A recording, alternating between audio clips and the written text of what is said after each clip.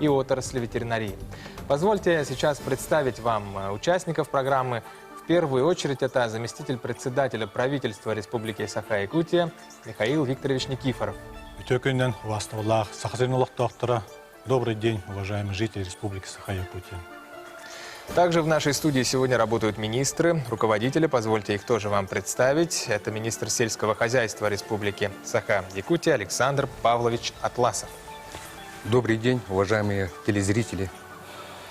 Министр предпринимательства, торговли и туризма Республики Саха-Якутия Ирина Сергеевна Высоких. Добрый день. Министр по развитию Арктики и делам народов Севера Республики Саха-Якутия Владимир Николаевич Черноградский. Добрый день. И руководитель департамента ветеринарии Республики Саха-Якутия Петр Лукич Петров. Добрый день. Итак, уважаемые зрители, сегодня мы работаем в том же формате. В первой части программы я коротко беседую с участниками эфира, а затем во второй, в основной части программы мы будем общаться с вами, уважаемые зрители. Будем принимать ваши звонки и вопросы прямо в студию. Специально для этого мы организовали работу колл-центра. Там работает моя коллега Виктория Федорова. Виктория, добрый день. Пожалуйста, расскажи, как организована сегодня у нас работа. Добрый день, уважаемые телезрители. Как видите, колл-центр уже начал свою работу. Первые звонки уже начинают поступать. Звонки принимаются по номеру 320111. Авторам наиболее актуальных и интересных вопросов перезвонят наши редакторы, поэтому будьте готовы повторно озвучить их в ходе прямого эфира. Также параллельно в режиме видеоконференц-связи работают заместители министров и руководители подведомственных предприятий и учреждений. Они также готовы ответить на все ваши обращения. Я буду периодически подключаться и рассказывать, сколько вопросов и по каким темам поступило. Традиционно вопросы принимаются на двух языках, на русском и якутском. Ононы итылар гытын, сахалы, эме берехатын сөп. Өсітігіл колл-центр нөмірін санатабыт, 32-01-11. Влад? Виктория, спасибо. Итак, позвольте начать отчет правительства Республики Саха-Якутия в прямом эфире. Начинаем с просмотра видеосюжета, подготовленного коллегами с телеканала Якутия-24. Внимание на экран.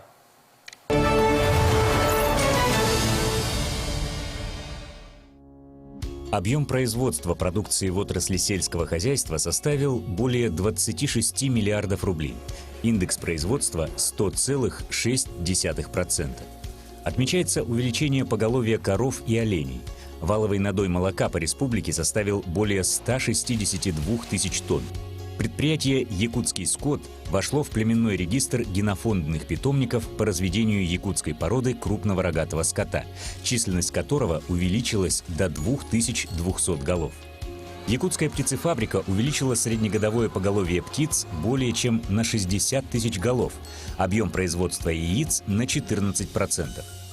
Создан фонд поддержки агропромышленного комплекса. За счет заемных средств фонда построены животноводческие комплексы в Мирнинском, Намском, Кобяйском улусах. При господдержке введено 3 животноводческих комплекса в Амгинском, Сунтарском, Хангаласском улусах. По региональному проекту создания системы поддержки фермеров и развития сельской кооперации 34 начинающих фермера получили гранты «Агростартап» на сумму более 115 миллионов рублей. 10 потребительских сельхозкооперативов – более 22 миллионов рублей. Оленеводческим хозяйствам предоставлена господдержка в размере 114 миллионов рублей. Главой республики Айсеном Николаевым учрежден День оленевода, который будет отмечаться в первую субботу марта. На модернизацию рыболовства предусмотрено 56 миллионов рублей.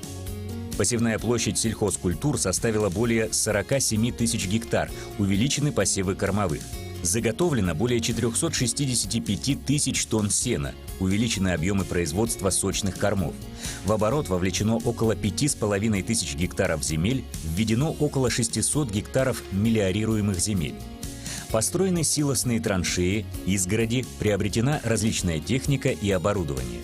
В сентябре введен первый этап третьей очереди теплицы «Саюри». Объем производства овощей и зеленых культур увеличился в 2 раза до 610 тонн. В республике создан Центр пищевых технологий. Объемы завоза грузов в арктические и северные улусы увеличены более чем на 3000 тонн. Заготовлено около 80 тысяч тонн молока, что выше уровня прошлого года. 6 пищекомбинатов получили господдержку на более чем 119 миллионов рублей. 12 потребкооперативов получили гранты в размере около 84 миллионов рублей. В 2021 году предусмотрены субвенции на поддержку скотоводства в личных подсобных хозяйствах граждан и на поддержку производства зерна. Граждане, имеющие в личном подсобном хозяйстве крупный рогатый скот, будут получать 35 тысяч рублей на маточное поголовье. В 2020 году сельхозтоваропроизводители за литр молока получали субсидии в размере 35 рублей, а с 2021 года будут получать 50 рублей.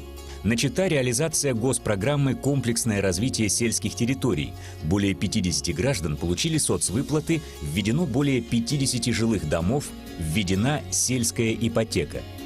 Завершена комплексная застройка квартала Сергелех, село Хатас Намского улуса. Ведутся работы по кварталу Сайдыи в селе Харбала-1 Чурапчинского улуса. В республике отмечается стабильная эпизоотическая ситуация. Случаев опасных трансграничных болезней животных не зарегистрировано. В системе электронной ветеринарной сертификации «Меркурий» зарегистрировано более 22 тысяч хозяйствующих субъектов. Выделено 30 миллионов рублей на чипирование и учет крупного рогатого скота с охватом 70% поголовья и полного охвата собак. Определены основные направления государственной политики, принята региональная стратегия развития арктических районов Якутии. Ведется строительство объектов социальной инфраструктуры. Начата программа переселения граждан из аварийного жилья. Впервые волоконно-оптическая линия связи пришла за Полярный круг в Оленёкский район. На очереди Анабарский, Момский и Верхнеколымский районы. Реализован пилотный проект «Единый Булун» по созданию локальной информационной интернет-сети в Булунском районе. Введены крупные современные автоматизированные энергокомплексы. В поселке Тикси ветродизельный комплекс ПАО «Русгидро», в селе Оленёк дизельная электростанция АО «Сахаэнерго». Начата реализация проектов «Молодой оленевод» и «Учитель Арктики». 11 молодых оленеводов получили по 1 000 000 рублей на улучшение жилищных условий. Выпускники-педагоги, направленные в Арктику, получили проездные и подъемные средства. Проект цифровизации языкового и культурного наследия коренных народов Арктики одобрен Арктическим советом 8 арктических государств. Главой республики Айсеном Николаевым учреждены премия имени Григория Вельвина за вклад в сохранение и развитие чукотского языка и премия имени Николая Артемьева за вклад в сохранение и развитие долганского языка. По нацпроекту «Малое и среднее предпринимательство и поддержка индивидуальной предпринимательской инициативы» реализуется 4 региональных проекта с объемом инвестиций более 500 миллионов рублей. Федеральными мерами поддержки в размере более 4 миллиардов рублей воспользовались более 12 тысяч субъектов. Более 900 предпринимателей получили поддержку из регионального бюджета на 73 миллиона рублей. Сохранено более 1500 рабочих мест. Из бюджета республики также выделены средства на субсидирование части затрат в сфере местного производства и придорожного сервиса. Создана единая торговая площадка «Сделано в Якутии». ФПК «Якутия» и «Якутская птицефабрика» стали дипломантом и лауреатом всероссийского конкурса «100 лучших товаров России». Открыты дополнительные 5 окон центра «Мой бизнес». Оказано более 47 тысяч консультационно-информационных услуг, имущественных услуг, обучено более 4 тысяч человек. 7 субъектов стали участниками мероприятий корпорации МСП по выращиванию субъектов малого и среднего предпринимательства. Республику посетили более 33 тысяч гостей, что больше на 16,5% по сравнению с 2019 годом. Проект ТРК «Лена» вошел в 36 лучших проектов всероссийского конкурса по созданию туристско-рекреационных кластеров Агентства стратегических инициатив. 4 проекта стали победителями всероссийского конкурса и получили гранты на 10 миллионов рублей на развитие туризма.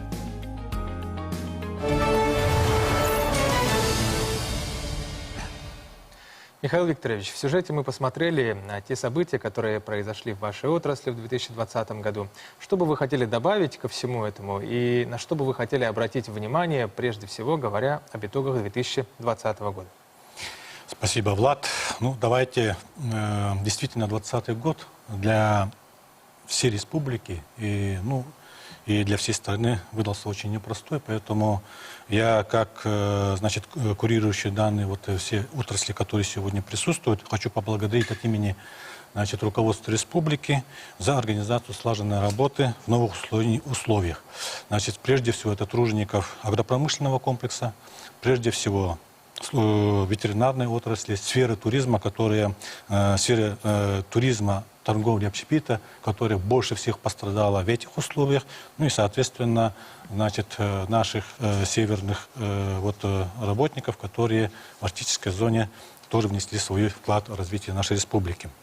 Хотел бы здесь отметить, что благодаря в сфере торговли предпринимателям был обеспечен необходимый запас, значит, продовольствия, средств индивидуальной защиты, масок, антисептиков по всей республике.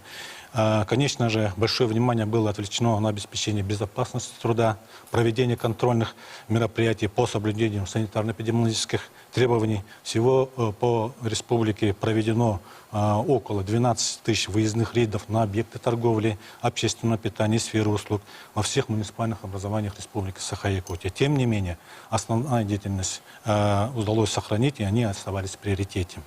Не буду повторять все то, что мы увидели в видеоролике, поэтому я очень кратко хочу остановиться по тем направлениям, которые сегодня здесь присутствуют.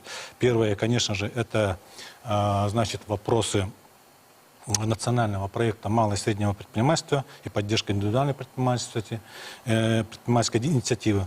В соответствии с подписанными соглашениями с федеральными органами исполнительной власти на 2020 год были запланированы достижения 11 показателей по 4 региональным проектам. Все они сегодня достигнуты по итогам 2020 года, а по 8 показателям мы превысили установленные значения, хотя и вот малое и среднее предпринимательство, конечно же, оказалось в очень трудной ситуации.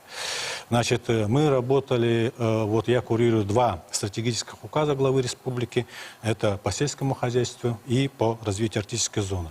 Коротко остановлюсь, значит, по развитию Арктики.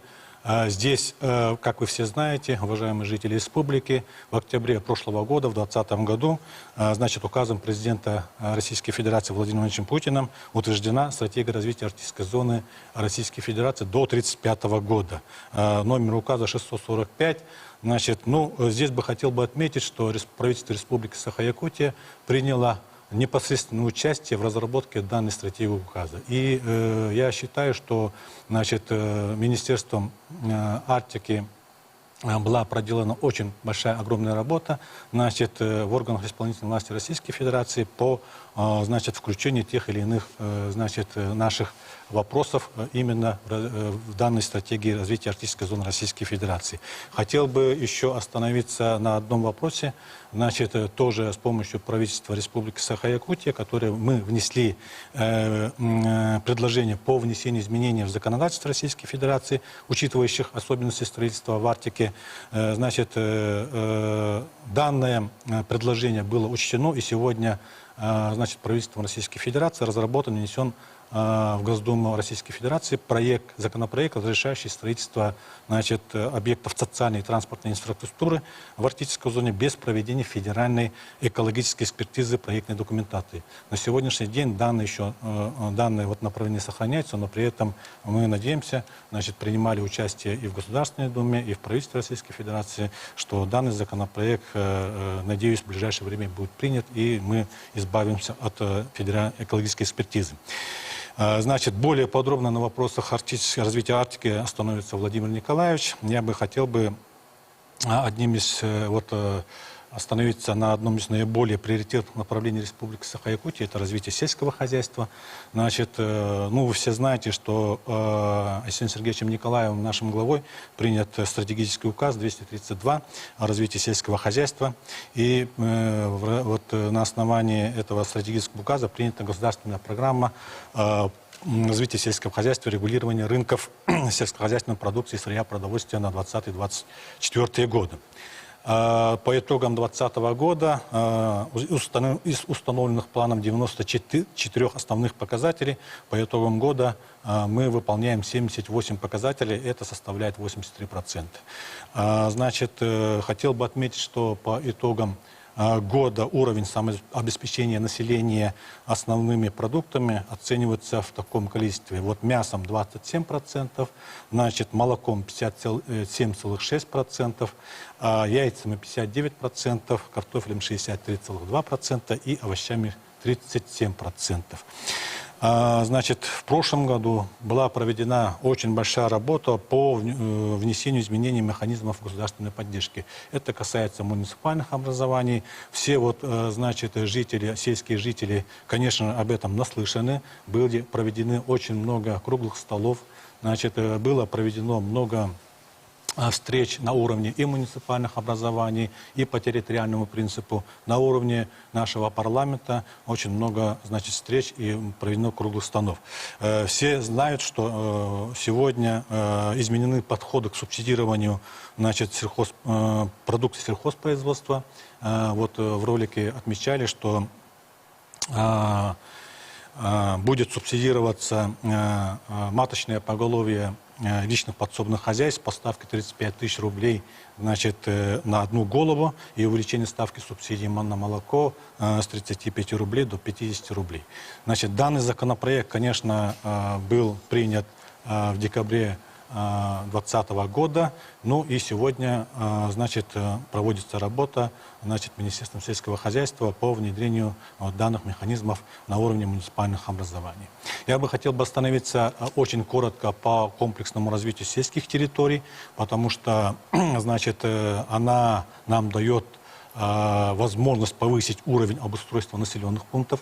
Значит, в этом плане вот работает государственная программа комплексного развития сельских территорий Республики Саха-Якутия, аналогичная, которая у нас присутствует и в Российской Федерации. В 2020 году, значит, по данной программе только из федеральных источников было предусмотрено более 101 миллиарда 300 миллионов рублей. И здесь у нас строятся жилые дома, значит, обеспечивается комплексная застройка кварталов в муниципальных образованиях, строятся социальные объекты. Хотел бы отметить, сегодня уже вот построен детский сад вот в одном из самых отдаленных наших районов, в Оленевском районе, в поселке Жилинда. Он буквально вот в ближайшее время будет открыт.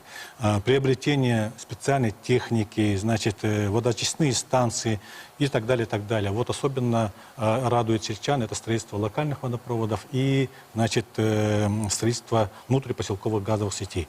Ну и хотел бы отметить, что в 2020 году всего приняло участие 98 муниципальных образований по данной программе. Из них 93 проекта были отобраны на второй уровень, значит, для рассмотрения Министерства сельского хозяйства Российской Федерации. И по итогам рассмотрения в Российской Федерации 10 проектов сегодня уже начали, значит, реализовываться. Это реализовываться в 2021 году, и они будут окончены в 2022 году. Нами создан фонд агропромышленного комплекса на базе ФПК Туймада. Значит, мы увеличили на 250 миллионов рублей уставный капитал, значит, данного фонда. Надеемся, что в ближайшее время, в будущем, значит, данный вопрос по увеличению уставного капитала и помощи селянам будет намного увеличено. Значит, вот работу мы в данном направлении ведем.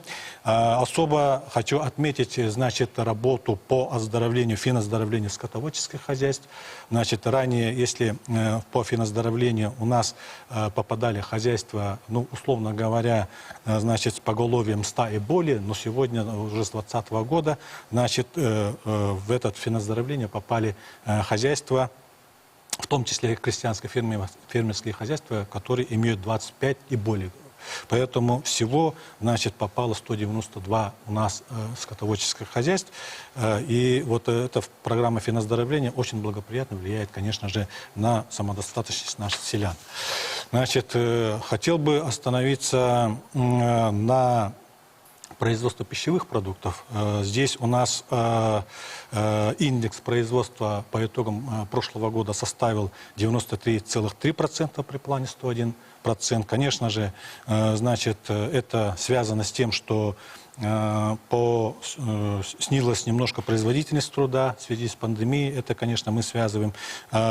Чуть-чуть оборотные средства крупных производственных предприятий у нас в прошлом году были, значит, немножко не хватало. Значит, хотел бы отметить при этом и положительные стороны. Увеличены объемы производства мясных полуфабрикатов на почти 8%, масла сливочного на 2,5%, сыров на 38% по сравнению с 2019 годом. Но, конечно же, производство других у нас, значит, направлений, да, значит, в том числе хлеба, кондитерских изделий, макаронных изделий, рыбы переработанные, они, конечно, упали в 2020 году.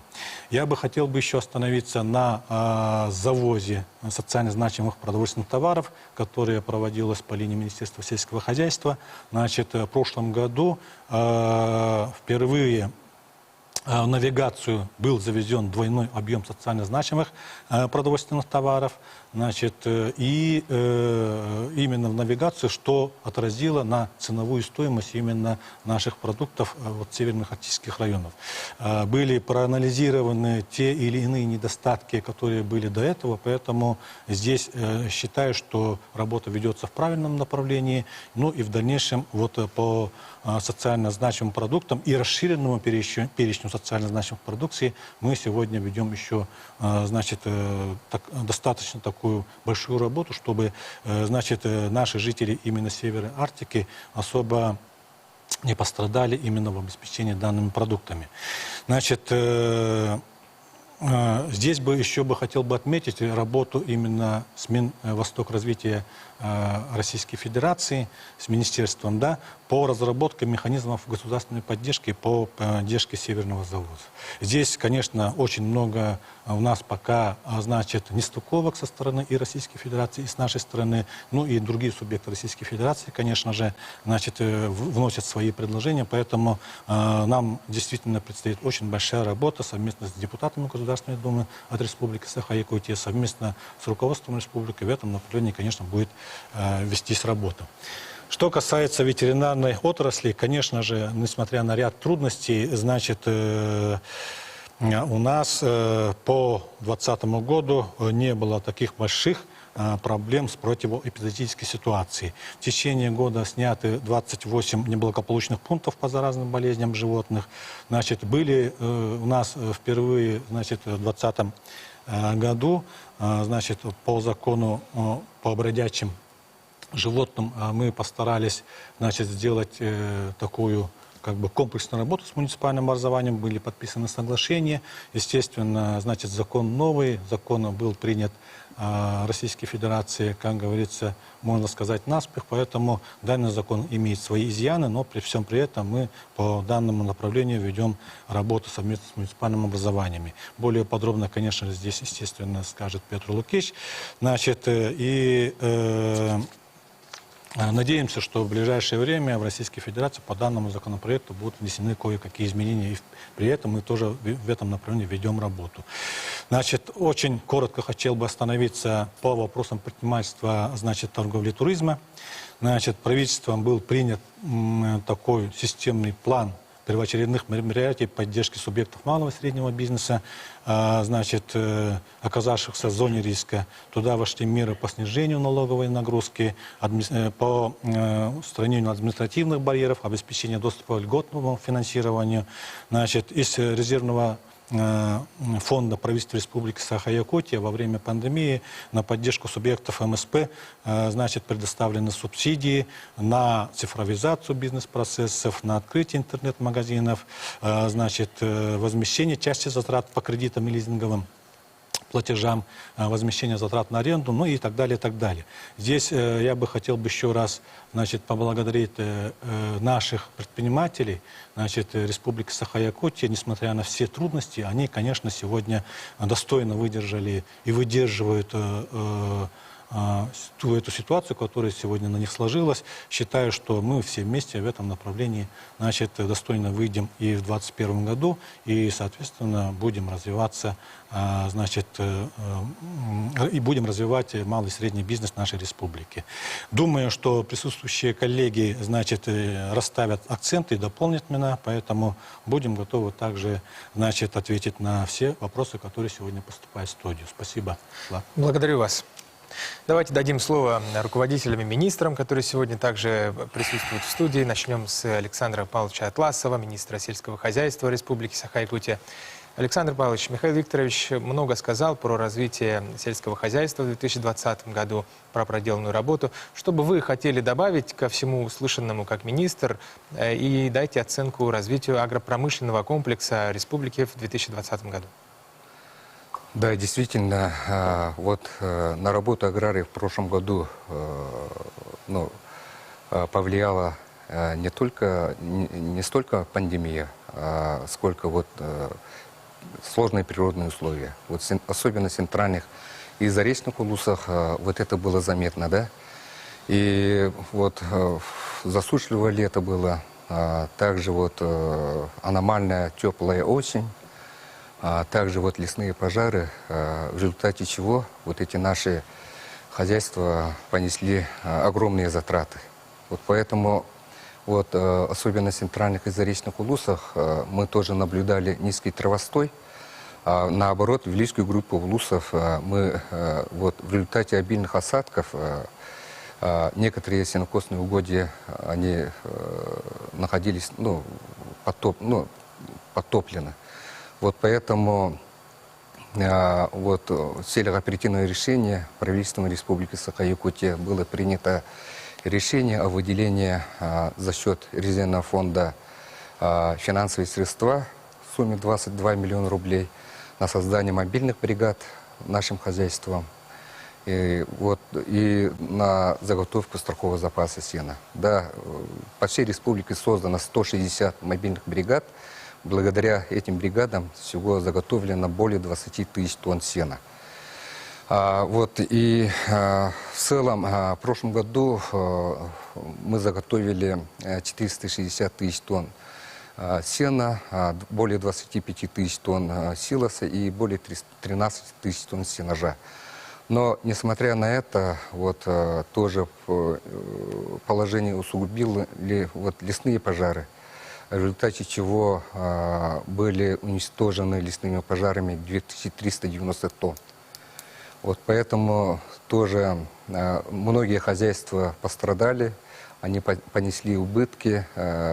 Вот поэтому главой Республики Саха-Якутия тоже было принято решение за счет резервного фонда выделить 9 миллионов рублей на возмещение их затрат. Вот эти работы были проведены в прошлом году в ноябре. И деньги были доведены до наших сельхозтоваропроизводителей. Вот в основном, вот зимовка скота и лошадей по всей республике проходит удовлетворительно в штатном режиме. Руководство правительства держит руку на пульсе. Вот поэтому это основная, допустим, от этого все зависит, как мы успешно завершим зимовку, да? И от этого зависят наши плановые показатели, основные плановые показатели. Выполнение этих параметров, это производство продукции животноводства. Вот, пользуясь случаем, хочу поблагодарить нашим аграриям за их работу, ту работу, которую сейчас они проводят. И благодаря им мы вот прошлый год и то 2020 год вышли на плюс. Как было отмечено в начале, по сравнению, допустим, с 2019 годом валовый продукт мы где-то на 350 миллионов увеличили. Это у нас 26 миллиардов 26 миллиардов 600 миллионов рублей. Это индекс производства составляет 100,6%. Это получается у нас плюс, несмотря на сложные вот такие моменты. У меня все. Спасибо. Спасибо вам.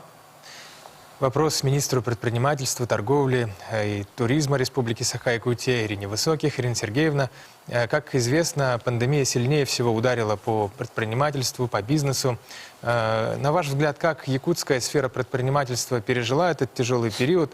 Как правительство поддерживало свой бизнес и идет ли восстановление? Благодарю за вопрос. Действительно, бизнес-сообщество в Якутии очень сильно пострадало. Это касательно и собственных бизнесов, это и касательно занятых, которые в этой сфере трудятся. Но наши предприниматели очень сплоченные. У нас очень хорошо настроены взаимодействие между органами власти и бизнес-сообществом. Поэтому наш регион одним из первых принял пакет антикризисных мер для того, чтобы поддержать бизнес в это сложное время. Наш перечень видов бизнеса был гораздо шире, чем федеральный. Поэтому если на некоторые федеральные меры предприниматели Якутии не могли претендовать, то они пользовались региональными мерами поддержки. Их мы разрабатывали совместно с бизнес-сообществом. То есть это не орган власти спустил ряд мер поддержки, это труд наш совместный с предпринимательским сообществом. Были совершенно разные меры поддержки. Это и меры, которые направлены на сохранение численности занятых. Это и оперативные меры для того, чтобы могли заплатить аренду предприниматели. Это и переход в цифру, то есть многие же оказались в той ситуации, когда они вообще не могли осуществлять свою деятельность ввиду ограничений, но готовы были цифровизировать свои бизнес-процессы. Мы им помогали, давали субсидии для того, чтобы они приобрели компьютерное оснащение, либо вышли на маркетплейсы. Очень много у нас бизнесов сейчас присутствует на известных интернет-площадках, вышли даже на зарубежные. Поэтому это положительное влияние пандемии. Конечно, очень существенные меры поддержки были направлены именно на смягчение налоговой политики. Я думаю, что они оказались одними из самых эффективных, особенно для турсообщества, которые, конечно, долгое время, не имея возможности вообще вести свою деятельность, лишились каких-либо источников дохода.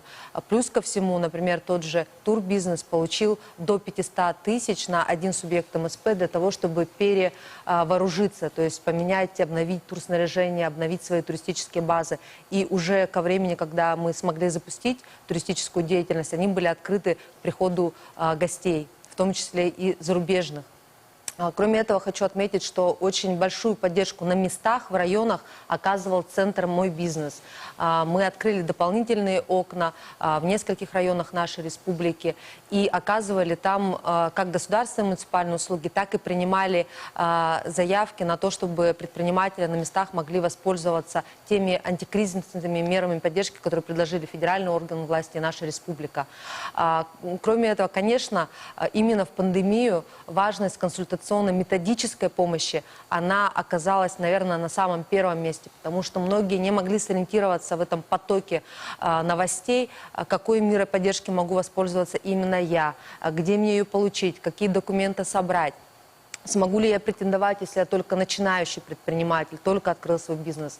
Поэтому очень важно было именно дать правильную консультацию. У нас работали горячие линии, буквально в круглосуточном режиме можно было оставить свой вопрос, получить консультацию на портале Б14, портал МСП. Я думаю, что все в совокупности эти меры поддержки нам и позволили минимизировать сокращение субъектов МСП в нашей республике и сохранить количество занятых. В первую очередь мы ставили именно такие задачи перед собой. Благодарю вас. Вопрос министру по развитию Арктики и делам народов Севера Республики Владимиру Черноградскому. Владимир Николаевич, развитию Арктики уделяется огромное внимание в последнее время. В 2020 году какие задачи и вопросы решались? Дорогие телезрители, Михаил Викторович в своем выступлении подробно остановился в федеральной повестке о развитии арктической зоны нашей страны. За прошедший год в республике принято ряд основополагающих документов, которые определяют развитие арктической зоны нашей республики до 1935 до 1924 годов. В апреле был принят указ главы нашей республики об основных направлениях государственной политики до 1924 года.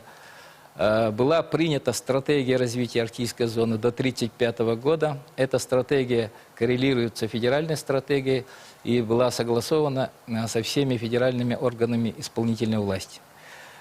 Был принят программа «Комплексное развитие ТИКСИ». По этой программе у нас образован проектный офис, где вошли и федеральные структуры, и крупные компании. Федеральные крупные компании и нашей республики, и федеральные. У нас начата работа по программе «Умное село Оленек» и по программе реновации поселка Чакурдах. Ну и основной у нас в 2020 году появилась своя программа развития арктической зоны нашей республики.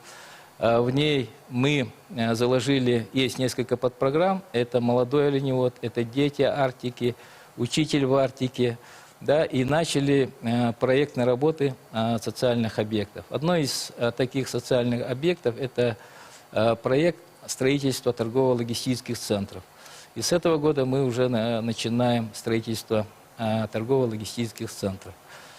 Также у нас мы разработали концепцию развития коренных малочисленных народов Севера. Ну, если коротко рассказать, у меня все. Спасибо вам. Теперь вопрос руководителю Департамента ветеринарии Республики Саха-Якутия Петру Лукичу Петрову. Петр Лукич, какие задачи решались в вашем департаменте в отчетном 2020 году? Спасибо за вопрос, Влад. У нас главной задачей Государственной ветеринарной службы республики является это обеспечение эпизоотического благополучия, то есть это организация мероприятий по предотвращению и ликвидации заразных и иных болезней животных. И во-вторых, это продовольственная безопасность сырья и животного происхождения. Обстановка у нас по республике сейчас стабильная. По итогам 2020 года у нас были закрыты 28 неблагополучных пунктов по заразным болезням. Это по сравнению с 2019 годом сократилось на 9%. И также у нас в общей сложности проведено, согласно государственному заданию, которое у нас поставлено правительством республики, это мы провели более 2000 исследований лабораторных и 17,5 тысяч вакцинаций всех видов животных, в том числе и птиц. И в основном у нас главная задача является обеспечение и 100% выполнения государственного задания, которое у нас поставлено перед правительством, и мы должны исполнять эти планы. Так, и второе, у нас имеется функция, полномочия, это с 1 января 2020 года мы исполняем функции по государственному надзору за безнадзорными животными. Поэтому у нас в 28 территориальных подразделениях по республике работают старшие государственные инспектора. И у нас по безнадзорным животным правительством республики выделено 60 миллионов рублей. Это в виде субвенций, которые, согласно соглашению муниципальным районам, было выделено. Это по методу ОСВВ. То есть отлов, стерилизация, вакцинация и выпуск в прежнюю среду обитания животных. И у нас, между тем, проводятся превентивные меры. Это у нас проводим мониторинг по птичьему гриппу. У нас за год было проведено 750 лабораторных исследований, результаты отрицательные. И также у нас по всей России идет болезнь, это африканская чума свиней, поэтому у нас тоже лабораторные исследования проводятся в Якутской республиканской ветлаборатории. Это 166 проб мяса, свинины и продукции мы проверили, результаты исследования отрицательные. И между тем у нас проводится работа маркирования животных. Маркирование животных у нас началось с крупного рогатого скота и по мелким рогатому скоту. В частности, у нас идет по собакам. Поэтому сейчас в данное время идет активная фаза проведения маркирования. То есть мы должны закончить маркирование животных крупнорогатого скота, который сейчас стойловый период времени удобно сделать. И мы заносим реестр базы данных РЕК-Агро, который вводится в электронном виде. Также у нас мы проводим чипирование собак, поэтому в дальнейшем у нас есть планы по чипированию лошадей, оленей, ну и дальше всех видов животных. Поэтому в скором будущем ветслужба будет вести постоянный контроль животных, и на этом основании будем прослеживать все передвижения подконтрольных Госводнадзору грузов, то есть животных и продукции. Поэтому мы в дальнейшем будем контролировать и ужесточать требования к владельцам животных. Конкретно это по собакам. Поэтому у нас, надеемся, к концу 2021 года будем вести учет всех животных. Спасибо. У меня все. Спасибо. Да, спасибо всем за короткие, но содержательные выступления. Итак, уважаемые зрители, мы приступаем к основной части нашей программы. Зампред правительства Михаил Никифоров и его коллеги-министры готовы ответить абсолютно на любой вопрос касательно их направлений деятельности. И специально для приема звонков мы организовали работу колл-центра. Виктория Федорова там работает. Как дела, Виктория? Сколько вопросов уже поступило? Да, всего за полчаса работы прямого эфира в колл-центр поступило порядка 30 вопросов. И если коротко пройтись по содержаниям, то в основном преобладают вопросы относительно сельского хозяйства. Это и тарифы на ветеринарные услуги, проблемы животноводства и оказание господдержки. Уважаемые телезрители, заместители министров и руководители подведомственных предприятий и учреждений продолжают работать над вашими обращениями. Звоните 320111. В ходе прямого эфира прозвучат не все вопросы, но ответы в обязательном порядке получите все в течение месяца от курирующих министерств и ведомств. У нас пока так, Влад. Спасибо, Виктория. Итак, мы начинаем работу по приему звонков и ответов на вопросы. Уважаемый редактор, есть ли у нас звонки? Да. Итак, мы готовы принять первый звонок. Здравствуйте, мы вас слушаем, вы в прямом эфире. Здравствуйте, меня зовут Петр Николаевич.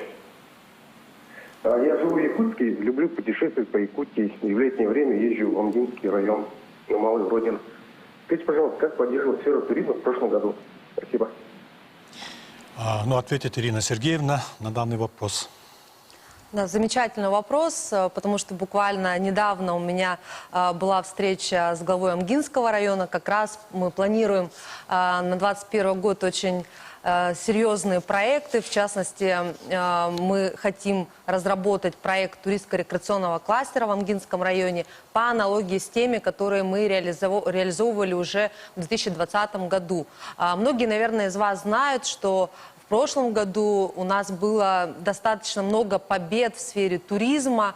В частности, мы стали одними из лучших регионов. Из 115 команд мы вошли в топ-36 на всероссийском конкурсе проектов, направленных на развитие туризма в регионах. ТРК Лена Хангаласского района стал одним из лучших. Этот проект сейчас очень активно развивается. У нас есть потенциальные резиденты. Мы плотно сотрудничаем и с администрацией района, и непосредственно самим туристическим сообществом.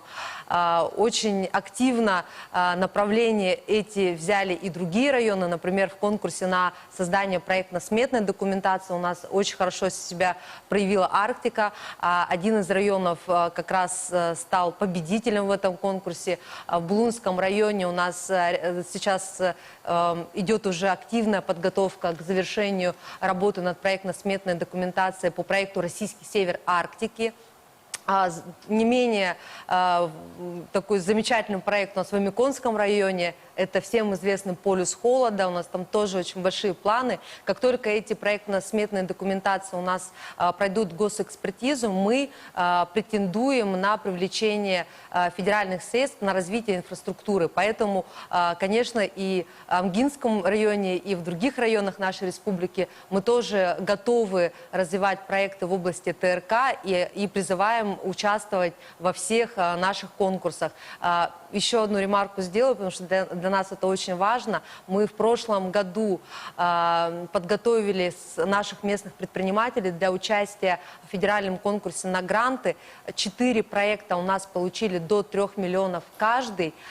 И в этом году мы также готовы помочь с бизнес-планами, помочь с технико-экономическим обоснованием. Буквально сейчас у нас идет специальный акселератор, и призываю всех, кто интересуется сферой туризма, даже если вы никогда не работали в этом бизнесе, пройти наши обучающие программы, и у вас есть такие же шансы, если у вас есть настоящее желание развиваться в этом прекрасном направлении. Спасибо. Спасибо вам. Еще один звонок в студии. Здравствуйте. Пожалуйста, представьтесь. Кто вы, откуда вы, ваш вопрос? Вопрос беремін, да? Пожалуйста. Бұл хотугу улустарга, артистическа улустарга шүйі ақсана нағалы ята. Уруккуһуларга тәннәті хан. Оны қайда қанлары қойбей. Итен түрет саққа сүйі дәден бары. Ити сүйіні хотугу улустарга тәнетен İçine balayda konuları havet eden hanalakpın men. Onu iti vapuruğundan Tekayestotun ministerstvoda onu iti artistiske ministerstva jarıktan yaktarın haber ya. Onu heget vakti yani evet. Эп, мақтал. Так, темен бұл вопроска эппетен хағалым. Бұл вопроска улахан мақтал. Жағасы табу особенно котулустарга бұл ынақ сөйі ағаябытын бәккеден білетен әте кығалғалақ вопростен мен өйдебін. Та білген әтек қанады бұл екі түхінші үйір бағыл екі саңарығар бәйге республика бұтығар бұл сақа сөйі әтіқа жоны тәрілді официарны тәрілден білген өлетін сағалата. Білген кені кәккі районларынға филиаллардақ, бопсы ақсана бұл хақабыт сөйеті білген екі түхінші күйіс төбеға тәңнер. Бұл қолуыра манна мақтаны қанана беге әбән бұтанты олуға тойeta қасақа сөйеті бұл олырын ұлықсуян қабыт орыйына бұл әбән бұтанты оныптан өте бұл кәккі сылларға тәқаст министерстветін өңі бұл сақа сөйетін Мопсенен республикаға сәмәртарға тыңны үлелән тұта білген бұл сақа сөйеті мейненге, сонтарға, нүртбаға, намға, горный улустарга, аммад улустарга, улустарга, даже бұл эммекан улығы тие балар. Қомайоғы әнете бұл қотугу орайонларға сүйәқ саны білеген ағайы тұрар. Аманна бейхеқа республика төтін көмі суық болбатта қолғынан баран бұл қолыбыры қоты улустарга субсидияны бейге өттөбөтін ақсанығар берен олары бұд, батчаңа дылы білеген дағаны онлық бере бұд. Оңын аматта, конечно, әтер боллаққа бұл қоту хирге сүйе тұтуыта, особенно ағалығын өттігір бұл отырба тейбетінен еген маннатыны кәтәк қайыст болар сүннінен бұл ұрғатар боланы дете ағаяқтығын өз кәтелдер. Отта жадашын негетін бұл направленияға Александр Павлович туық планадағын білген әбиетеден өрінебін. Мақтал бапырғын еген.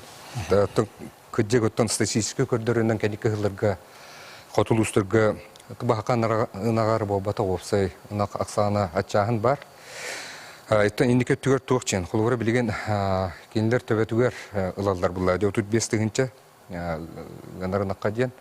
Онаттан аспыққа еті вопросы мекі үшкі тұра дебіті, бұл ставкатын ұлдан тарарға ден. Онатта бейі соқуан ұлдан тұра бұд, онына бұл соқуан мұтыры ұлдан тұрар. Кәлер сылттан құлғыры төддің бес соқуаға тағарық бұттен. Төсірін Кахалга тоққа хатары дил боллаққа именно бұл сирен бапыруғар, сир бапыруғар оны ағалық бапыруғар. Олар бұл әбән бұнаттай. Наға ғырқан қыстыға ағанырар. Бейхем антан 200-тен таққа туаннаттан ете от тағытын тәрияға жабыт. Олар бұл манна транспортна расходын полностью 100 бриган уйына бұд. Онаттан атлағар өттін бәдірінен тоқтылыр бұлла. Ені көтті ұратты хемейні көмі барияға. Онатты бұл Михаил Викторович әппетін күрдік аспысылға Бұл Жокускай сақанаға дейін ғузасыны қағаны тәрілден тұрар. Бұл тәрілтіға бейі әрәбі толы олған. Тоғы жердеген білген бұланынан, білген оттан еме еті бұғытынан жаңыл ұғыттан еме кейді қолыры полис қолада. отут төбе саханаган итемете ден оноттон бехинни көттүгүрүтүнү буланнамыт филиаллары сөргүтен инник үлегиргеннике билген үле бара турар. Оноттон саханаган кыттетеңге буланнамыт канык улустарга төһөлү төбөнү идербитин туктупут. Оноттон этемете туосену бу кеннике хылларга саханагар особенно ба аспысылга кидинчи хүтбелга бу сүлдүкер мини улугар филиал теридибит олонна саңак 200 төбөлөк котон туттубут нам улугар таста селение тигериме сүзбиен төбөлөк саңак котон тутан килдердибит. Оноттон бу нюрбага аканага эме сүзбе төбөлөк эме саңак котон тутулган килди. Оноттон бу 5 жыл егер балай делбегөлө барды, онот тини көттүгүрменник үле хамнас бар еден этебин. Спасибо. Мне сообщают, что еще один звонок также уже в студии. Мы готовы выслушать вас. Пожалуйста, представьтесь и ваш вопрос. Никулин Алексей Алексеевич, работающий пенсионер, Момский ВУЗ. Я внимательно слушаю каждый год отчет правительства. И вот сегодня хочу задать такой вопрос. Жизнь фактически в ВУЗах дорожает с каждым годом. Какая работа проводится сегодня для улучшения качества жизни и на что можем рассчитывать в этом году мы, жители Момского УЛУСа? Спасибо. Давайте сперва дадим слово Владимиру Николаевичу. Уважаемый телезритель, огромное спасибо за вопрос. Но не говорить о том, что не идет развитие, это, наверное, неправильно. У нас в Арктике идет развитие. Я вот в своем выступлении остановился о документах, которые будут определять развитие арктических наших районов. В прошлом вообще у нас идет строительство социальных объектов во всех арктических районах. У нас оптоволокно пришло в прошлом году в Оленёвский район, и оно дальше будет идти до Анабарского района. У нас жители Арктики в прошлом году указом главы освобождены от транспортного, от имущественного, земельного налогов. Ну и по федеральному закону о развитии предпринимательской деятельности у нас уже появляются арктические резиденты, которые и будут иметь определенные льготы. И республика тоже сделала свои льготы. Это предприятиям-резидентам установлено определенные льготы. Что касается Момского района, что будет, вот я немного рассказал о развитии торгово-логистических центров. В этом году у нас будет строительство в Абыйском районе, где торгово-логистический центр. Торгово-логистический центр – это современный, скажем, центр, где будет иметь теплые и холодные склады, и самое главное, оно будет иметь овощехранилище. Поэтому в Момском районе будет в 2022 году такой центр, и мы его планируем. А с этого года оно будет обеспечено с Белой горы. В Момском районе имеется промышленное освоение идет, и с этого года нам стоит очень хорошо поработать. Более 80 лицензий выдано на геологоразведку, и Момский район у порога промышленного развития. Поэтому мы должны тесно с вами отработать, чтобы когда компании придут добывать, то мы должны с ними отработать, чтобы у всех была соблюдены законы нашей республики об этнологической экспертизе. Ну и каждая компания должна иметь договора, соглашения о социально-экономическом развитии. Таких примеров у нас много. Это Оленёвский, Анабарские улусы, Жиганский, Булунский районы, вот арктические районы, которые имеют с промышленными предприятиями договора социально-экономического развития. Вот коротко у меня все. Спасибо. Спасибо вам. Итак, еще один вопрос. Здравствуйте, пожалуйста, задавайте. Здравствуйте. Слышно меня, да? Да, слышно. Ага. Меня зовут Михалева Нюрбиана Егоровна. У меня такой вопрос, да? По безнадзорным животным. Есть же федеральный закон, да, который предусматривает, что, тут утанбаран, около ламбаран, или стерилизация ламбаран, да. Бұл федеральный законға изменение келеттерегіна, паткана, тоған это үле по внесению изменений в федеральный закон барарту, соқтуден, он эти 6 миллион субвенция көрілі бітегетілікте федеральный бюджеттен. Ол 6 миллионға тоқ үле бардайден күтінше хүлбағылға. Бары білерді көрдік Бурятияға, биржа населенный пунктга оғыны оттар сейбіттереді. Топашты өлі хаспыттар ден көрді. Бастан хүлбі хастақ күйі, онтон 10 хастақ оғыны. Маннық бейі республикавыда маннық случай бол батын көрдік. Тоқ үлі барары, тоқ үлі бұланнанары. Оны хамай сүріне ден бұл федеральный законға инициируйды бұтты бейі внесение изменений. Мақтал. Нургияна Егоровна улахан мақтал бапыруған ең. Бұл оқсайынан республика дүнен, бейгі республика дүнен болбаққа, бүтін Россия дүнен оқсайынан наға актуальный, онына жылқанына қоғысы көнбін ден бәлетек күн бағарабын. Эти бәйін әппетін күрдік бастатан тұран, бұл 6 миллион солковай, бұл именно бұл қайаны хоқ үттары көрәһіңе беге көрәбіт, эти федеральный үп болбатақ, эти беге республика бүт көрілі болар. Онан бұл 6 миллион солковай үп қатшы республика бюджеттен көрілден, бұл улустарға соглашение баттыған департамент ветеринарийніңі бұл түңетелер қатшы.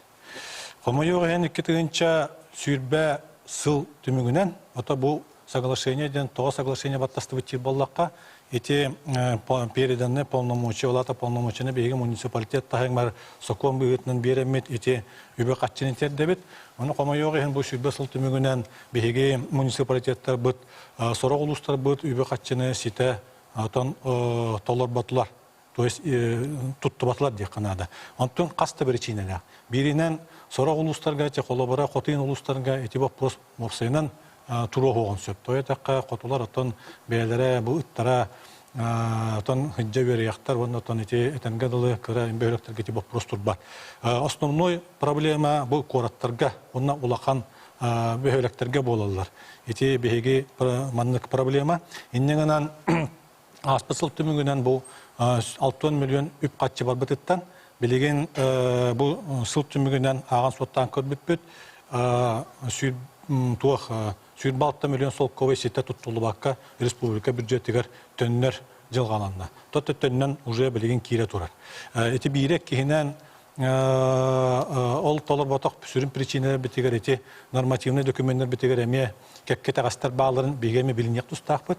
Бұл қолы әті Петрлы кеш барын бәтін этитигер этан турар бу хетте кайысқандан именно бу ыттары беге көрөктәк бит истектәк биттен бу тутанылар кастрациялы бит, значит МТ вакцинациялы бит, оны таһанан эти төптөрү средатыгы тактак биттен ол чатчетенен эти көрөллөр огунан баран беге бу туактар бит, приюттар бит, терәһеннәк территориялар бит, чағанай предпринимателлар бит, өссө атын көрүнгө үбү катчыны иддехелер, ол егер, конечно, тутуба прогар. Онон манна ота үле сите барыяга билеген колобора бу багага күн багага мен илтүмен депутата Виктор Николаевич Федоровтың эми эти вопроска агасты олар никкен кепсеттебик кине санатынан атын еттем онна ота бебет эми үлелекпи бу правительство тахамыгар бебет санабытын колбамут үлелатакпытын кыяк битягы. Иккис попрога бу колобора сокон олар тыгытыгар ден эти канада бу сокомут, конечно, тагага бага элбех онун колобора бу иккине делен рат түгөр Беге Государственной Думы депутат Галина Кентьевна Данчикова, манна республика Калахаджан, эти вопроска анан менен эми муньяктан турар, беге баранны кытты хамыт сүбелехан турабыт, каннык бу улус палыктарын кытта, муниципалитеттери кытта, бу хоконга туокулар текелерге тилакат эддин. Онуттан ол муньякка элбак муниципалитет бәтин санатын этиммите, бу миннеддер, ленскейддер, нерүнгирилар, жокускай кораттар бары этинен тураллар. Онуттан суругунан бир биттерин беге теге бу сүмерден түмәммит бартын санабытын набытын түмәм гынны кентем наме бу Госдума депутатыгар ытан турабыт бу соконнарга улар теге үлелек кайынден.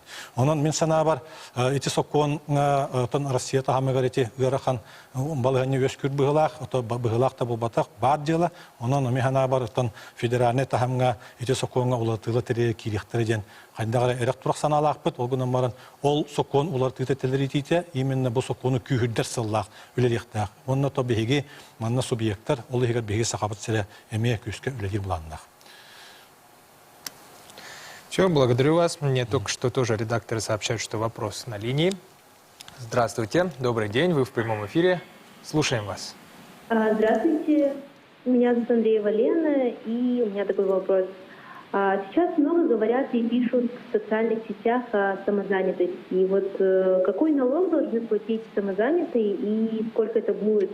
И видно ли это будет в мобильном приложении «Мой налог»? Спасибо. Спасибо, Лена, за вопрос. Вот вопрос самозанятых – это очень сегодня актуальная тема.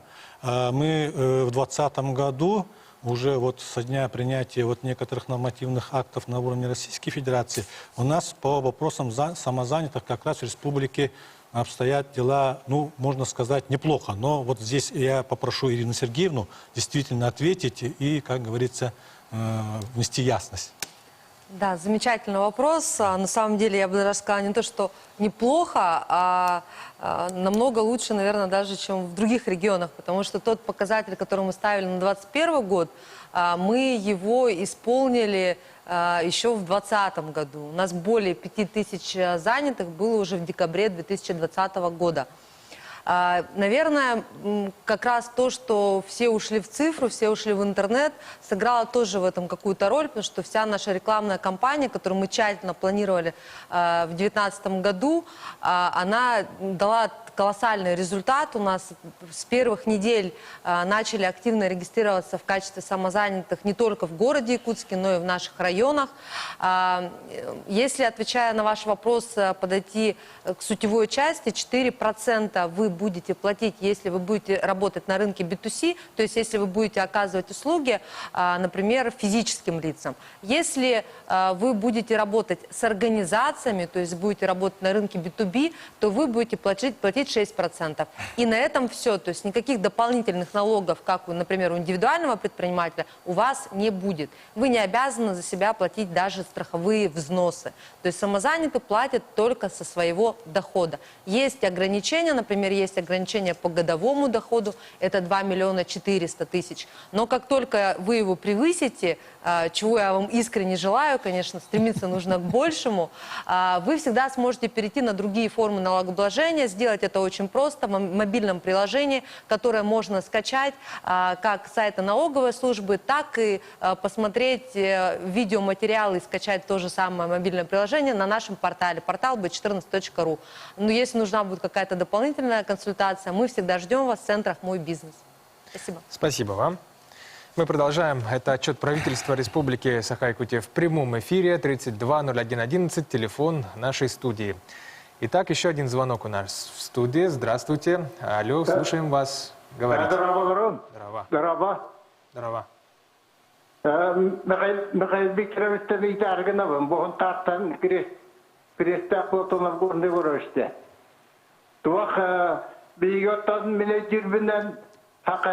Россия Хаттабгар Баркутупут, Хагадиландигар, Владимир Владимирович Путин, Дорот Хамайтуттар, Продуктоваргар, Матаритигар, Сахарга, Гречка, Риска, Генами, Үлтетимәңден жайбыта, Оканиттан, Россия правительствотын Яватақыбыта, Отон Бубияқа Хуттарга,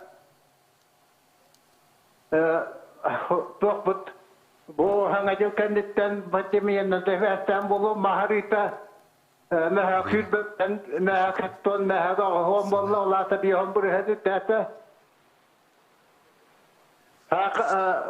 Хақарга, Холор Бион, Хоковайттан, Агуан, Тоғуан Болла, Витинетахнан Грешке, Китагул Үрдата, Ирис Эмия Үрдата, онан Бо вопросы правительства, предпринимательства, контроль ден Орак магазинларга кийдака геналара барда чөйбаты бордук деген хорлан турар отта орак магазинга кийдака үрүнө курдук токтаганы гена техболар билбет тиде кайта өдөкөбү Мақтал.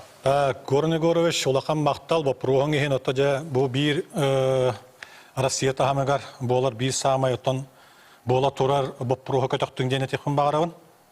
Бастатан туран эти аспыт сыл күхүөрүтэ эти Владимир Путин Россия дүнен бу сахар ванна мас арытыгар сыны үрдәбетин учоттан опсынын Россия правительство тыгар кытаана хоттон сордак бирен турар бу сыны икки көрүнгө горны гош перетихнада манна грешкеген бартакибат именно мас арытыгар ванна бу сахарга сахар песок.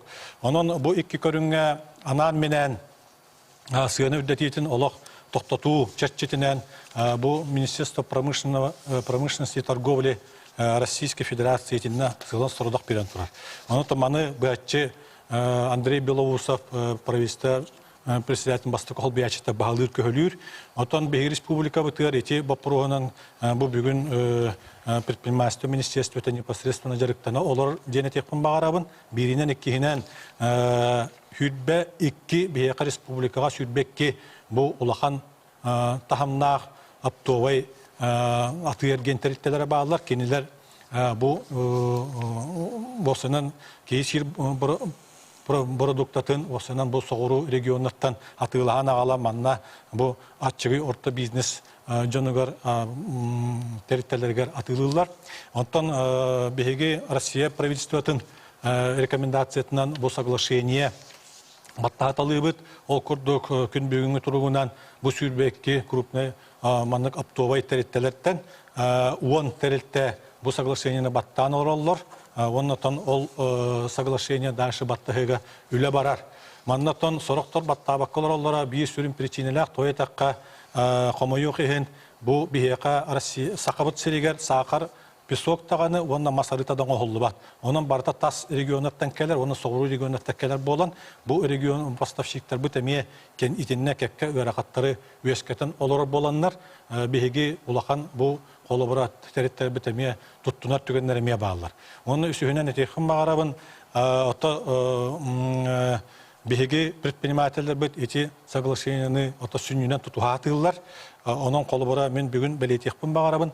Бу горны горыш эти вопроска сунтарга бар вопростарга төмен билген бу Ирина Сергеевна манна истен олорор кини хаттон бу туак кенеттен эфир кенеттен оттан кепсет якпет оны сунтарга бар проблеманы мен сана бар Ирина Сергеевна бәтине төттен көрүрүдү болар быйытын бәлер бербек келен көрөктөр. Спасибо. Итак, еще один вопрос у нас в студии. Здравствуйте. Ага, представьтесь, пожалуйста, Дрова. Студия Ваджуннор. Менчуалан Александр Павловичка вопрос переграм бәймир болу тахтявын Листяров Александр Иванович демен.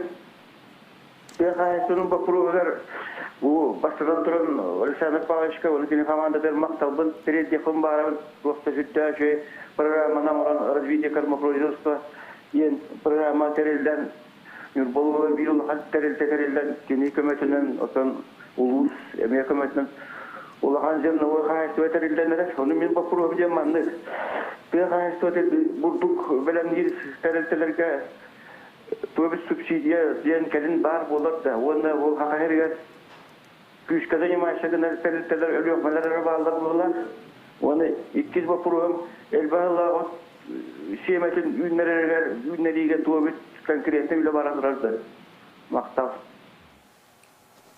Александр Иванович Бапруни мактал.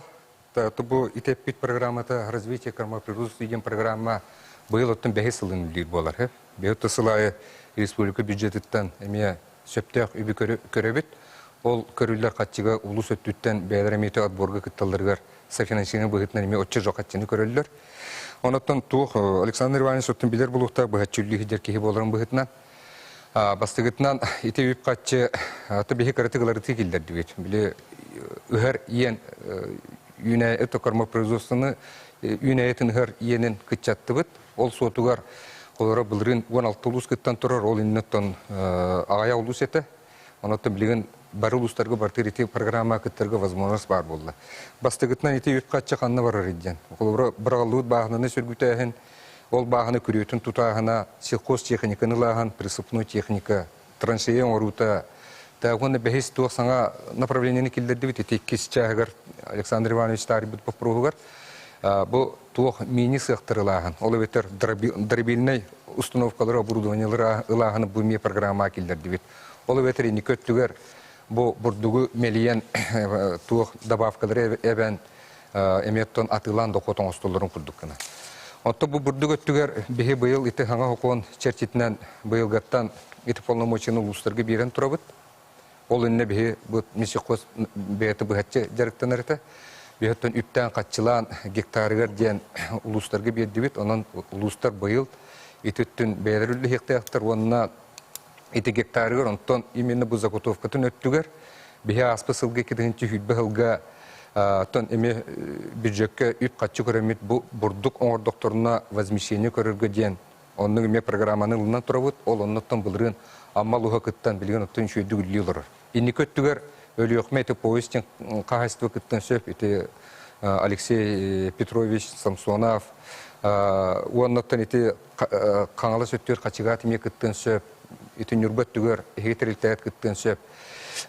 Эти программа оннотон 2-нче хүбби сылтаната бехертен ме хокоңы килдерен турабыт 2-нче хүбби сылтаната бу именно соготопка ден субсидияны көрөр болабыт. Ол ветер бурдук соготопка тер кортупу евро тагар эт соготопка тер субсидия көрөмүт именно гарантированный местетер атылагыны терер сылтан. Теменник кылгастык инге петти. Александр Павлович Сүйбекке хылттан же. Сүйбекке хылттан просто. Быйыл хүбби сыл. Сет Махтал. Так, мы двигаемся дальше. Еще один вопрос в студии. Да, алло, здравствуйте. Пожалуйста, спрашивайте. Алло, дорабаларон. Здравствуйте. Буяна Юрьевна Денюр болуғыттан елен кейдім. Мен бақырығым болағына Сибирская язаттан өлбіт кыйлар көмілләсітер местелерін қайда контроллулар еген білектен мағарам. Ага, да, Мақтал Яна бопроңен, бағасты Петрлы кешті бискай аз вопрос. Бопроңер Мақтал. Бехи республикатын үддінен опсая 293 Сибирия зонай захоронениялар барта ушокалылан туралар. Ол бұғытынан архивнан дайнадыр бұғытынан тырынчаға 193 тыллақтан ушокалы жалар.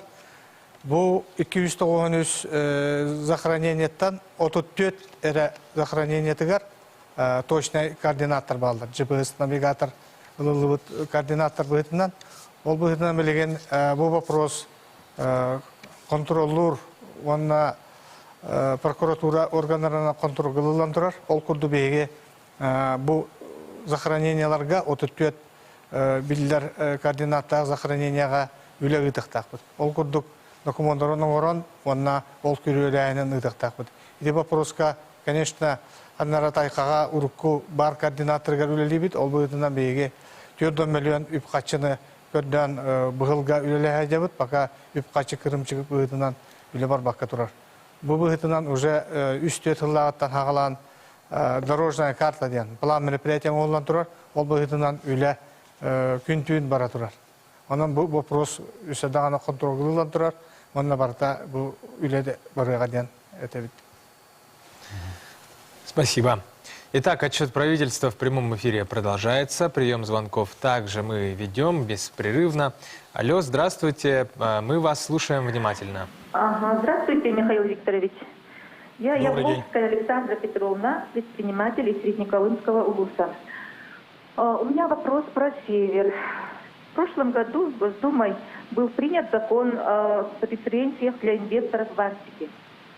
То есть они не будут платить налоги. Какие плюсы для республики от принятия такого закона? Спасибо, Александра Петровна. Значит, вопрос такой очень актуальный сегодня, поэтому более подробно, чтобы по данному законопроекту, я бы хотел попросить Ирину Сергеевну, значит, или Владимир Николаевич, пожалуйста. оба, наверное, можем ответить. Ну, спасибо за вопрос, Александра Петровна. Конечно, это вопрос очень актуальный. В прошлом году был принят федеральный закон о поддержке предпринимательства в арктической зоне нашей страны. По этому закону резиденты, тот, кто становится резидентом, он получает определенные преференции. В прошлом году шло заявительного характера, ну и совместно с Министерством экономики, совместно с Министерством предпринимательства мы работали по привлечению резидентов в арктическую зону нашей страны. Ну и у нас в прошлом году получило одно промышленное предприятие, это акционерное общество Ян Олова, стало резидентом, и с вашего района ИП Зимов, да, со своим проектом. Поэтому мы всех предпринимателей, подходите к нам, подходите в Министерство предпринимательства, мы вам поможем, как, чего и что сделать, чтобы стать резидентом арктической зоны нашей республики. Конечно, в этом году надо нам все-таки и предпринимателей сделать резидентами арктической зоны, оно, естественно, сулит определенные преференции. Мы будем рады вас видеть в нашем министерстве. Спасибо. Вот, я бы хотел здесь добавить, да, вот мы с Владимиром Николаевичем, значит, в рамках поездки в Москву, значит, обсуждали данный вопрос Миндаль Востока.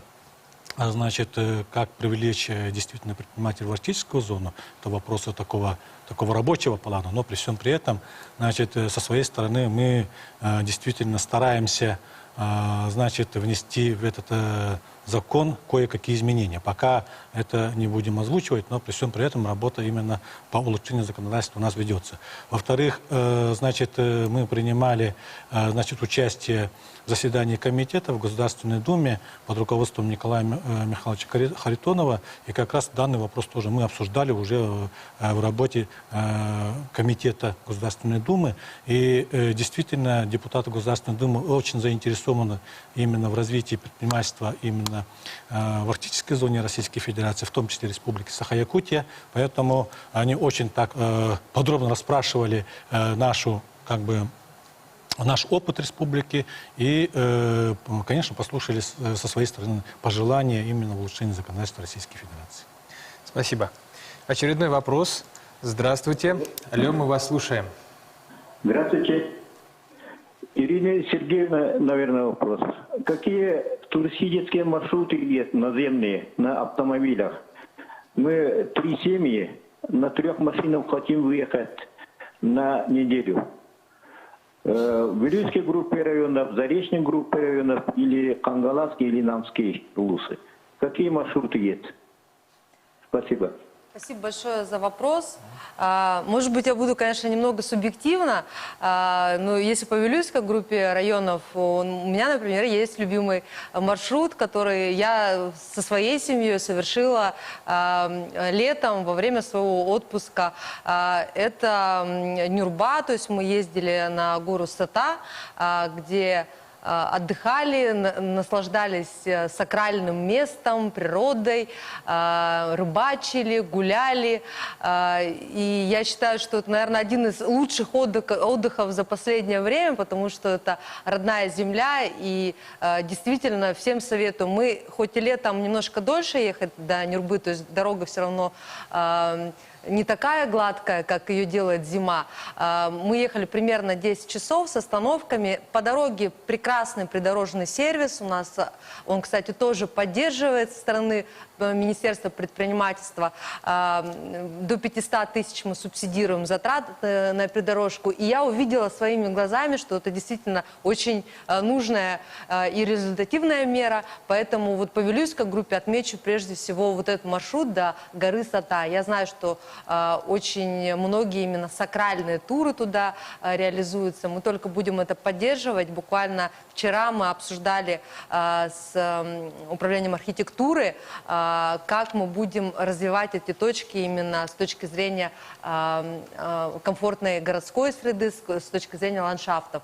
Не менее, наверное, интересно, но более долгий тур – это Наймикон. Конечно, безумной красоты природа, хребты, очень красивые места. И тоже очень рекомендую, если не боитесь таких красивых, но опасных мест, потому что дорога очень сложная, но безумно красивая. Можно, в принципе, с Аймикона чуть подальше уехать в сторону Магадана. Тоже будет более длительный, но интересный маршрут. В самом Аймиконе очень много интересного и в поселке Аймикон, и в поселке Тамтор, где у нас центральный хаб туристический. Если чуть-чуть подальше отъехать, можно попасть в село Ичугей. Это село коренных жителей. Там можно познакомиться с оленеводами, попробовать даже их быт. Очень интересное мероприятие мы делаем, например, в конце марта, это когда идет фестиваль «Полюс холода», и мы делаем, например, гонки на оленях упряжках. Если вы хотите более короткие маршруты, пожалуйста, Амга – это еще и экономичный вид туризма, то есть там сейчас развиваются именно глэмпинг-зоны.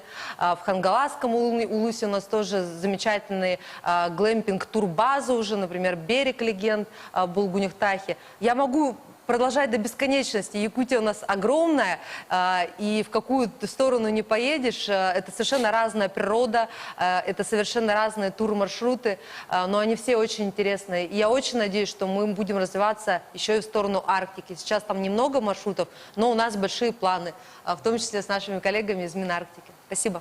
Спасибо. Еще один звонок. Здравствуйте. Вы в прямом эфире. Алло, говорите, пожалуйста. Здравствуйте. Здравствуйте. Меня зовут Павлова Софья Егоровна. Я из Булунского района. Хотела бы задать вопрос уважаемому правительству. У меня волнующий всех жителей вопрос. Почему наша республика много внимания уделяет международному сотрудничеству в Арктике? У меня все. Спасибо. Ну, Софья Егоровна, спасибо за вопрос. Тоже один из актуальнейших вопросов. Но давайте начнем вот как бы издалека. Если вы все помните, все жители республики помнят, когда наш первый президент Михаил Ефимович Николаев, значит, бытность президентом республики, начал работу именно вот в части развития республики не только вот внутри самой республики, но не только за пределами самой республики, значит, на территории Российской Федерации, но и за пределами, значит, Российской Федерации. Если вы помните, у нас даже до сих пор существует Министерство внешних связей. Значит, это первое. Второе, в бытность вот президента Михаила Ефимовича у нас многие студенты, значит, многие наши выпускники школ обучались в высших учебных заведениях не только, лучших высших учебных заведений не только Российской Федерации, но и за пределами нашей страны. Вот сегодня, вот части Арктики и так далее, вопрос сегодня очень актуальный. Я бы хотел попросить Владимира Николаевича здесь дополнить, и какие у нас планы вот именно в данном и в Арктическом совете, и в работе с международными организациями. Софья Егоровна, за большое спасибо за вопрос. Но территория нашей республики очень огромная. В него сосредоточено очень много научных исследовательских институтов. В частности, если возьмем, это институт у нас мерзлотоведения. Она не только в нашей стране известен, но и всему миру. Вообще территория Арктики, она находится, вот всемирное потепление, да, оно дает определенное понимание людей, чтобы мы должны сохранить нашу арктическую зону, нашу республику, ну, арктическую зону нашей страны. Поэтому интерес международных институтов, конечно, большой. Вообще Арктическим советом было Вот в прошлом году мы продвигали идею, проект цифровизации языкового и культурного наследия коренных малочисленных народов Севера. Оно как проект вошло в Международный совет по Арктическому совету. И вот вы знаете, что с этого года Россия становится председательствующим в этом форуме.